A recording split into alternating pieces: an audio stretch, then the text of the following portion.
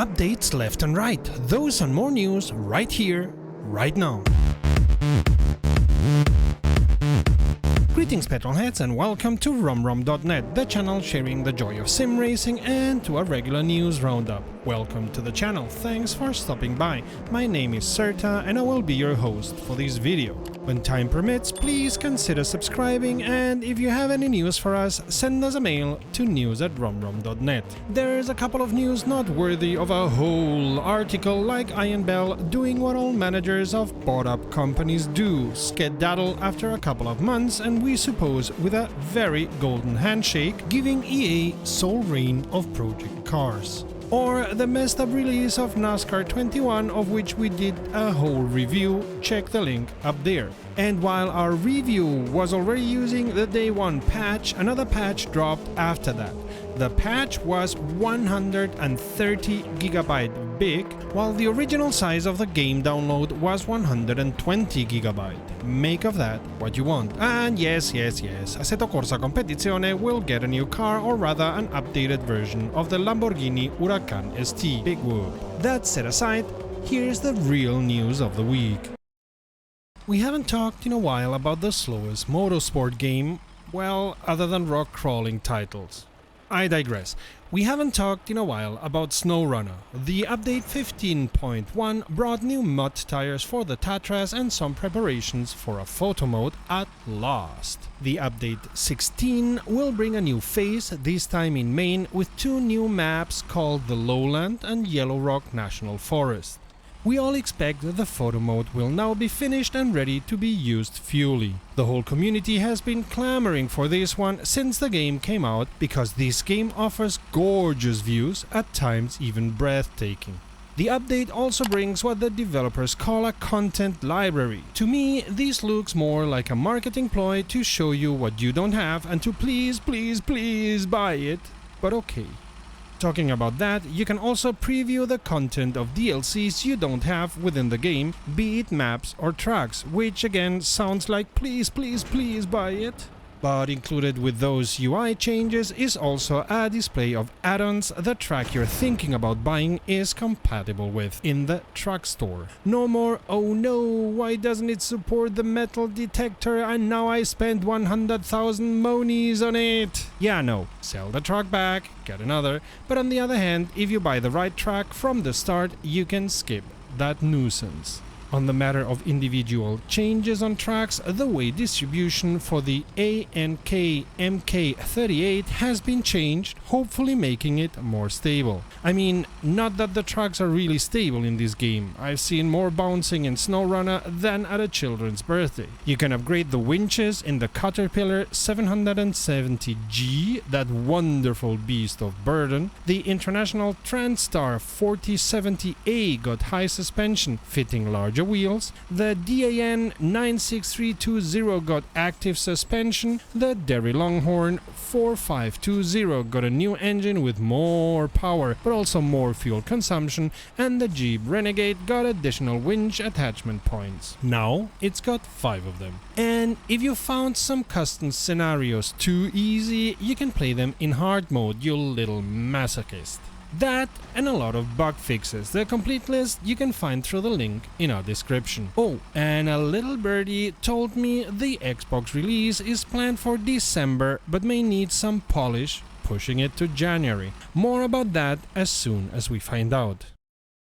IMSA and iRacing have extended their agreement until 2023. Not only will iRacing now continue hosting the IMSA iRacing Pro Series, it will open virtual IMSA to all iRacing members. Starting 2022, there will be 3 IMSA series within iRacing open to everyone who wants to emulate the real-life drivers. The IMSA Haggerty will be the IMSA Sports Car Championship with similar classes but shorter races. The IMSA Pilot Challenge will be a competition with GS and touring car classes, and the IMSA Endurance Series with multiple drivers in each entry for 2-hour and 40-minute races. Of course, that also means all tracks raced by the IMSA are available in iRacing or will be published soon, as well as the cars the series races with.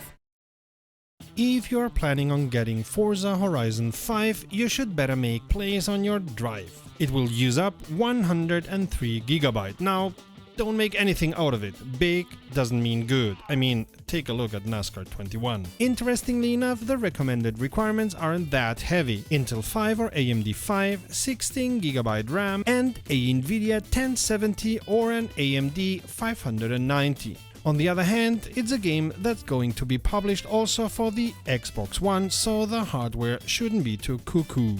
Forza Horizon 5 will be available from November 9th on, with a normal version for a whopping €60 USD, a deluxe edition for €80 USD, and a premium edition for €100 USD. While teasing about long-term work done that they cannot speak about yet, we suppose amongst other things because it's not finished, it being long-term and all that, Studio 397 will bring driver labels back soon. While I personally don't like them, I understand many drivers would like to see them or at least have the choice to turn them on.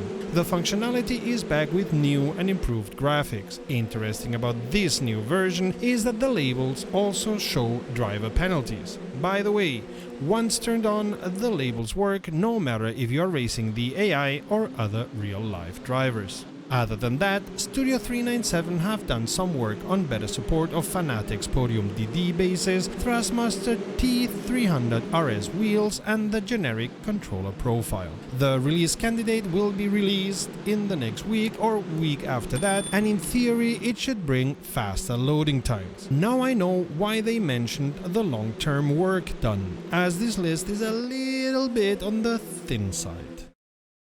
If you like this video and would like to see more, consider becoming a patron, thus letting us spread our wings. And a big thank you to our first 2 patrons. rZa are yet another studio with a smaller update than normal this month, as they are revving up for a bigger November-December update, and we hope also the second Racing USA DLC. This update 1.2.5.0 is, so to speak, a two-parter. As rZa already warned us, they are going to publish a second small update during next week. But let's get back to the here and now. This new update, which you can already download, brings a new batch of historic weather data, which should be the final batch of those. Moving on to the UI and HUD, you now get an explicit screen message when the mandatory pit window opens, plus a bunch of other minor changes. Of course, the list of changes in the physics is a long one. We're talking about rZa.